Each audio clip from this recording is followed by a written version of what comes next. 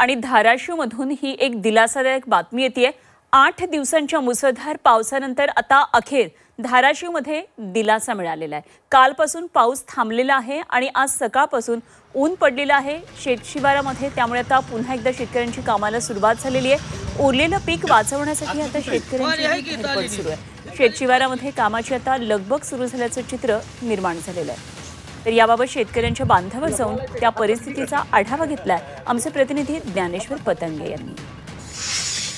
तब्बल 8 दिवसापासून अतिवृष्टी आणि महापुराने त्रस्त झालेल्या धाराशिवकरांना आता हळूहळू दिलासा मिळायला सुरुवात झालेली आहे।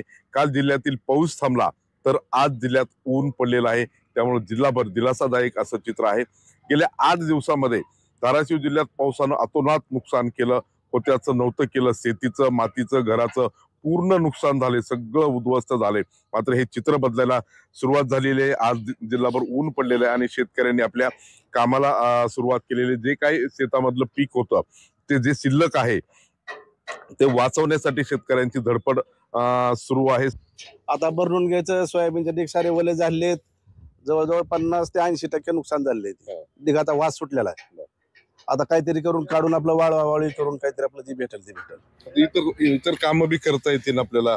सोयाबीन शेतातलं बाहेर आणता येईल, मळता येईल, बाजारात नेता येईल। सध्या तर शक्य नाही। जी की काढून रोडच्या कडेला जेवढे हाय काढलेलं तेवढं मळता येते, वावरात अजून जाता येत नाही। कॅमेरामॅन अमरसह मी ज्ञानेश्वर पतंगे, जी 24 तास, धाराशिव, कळंब।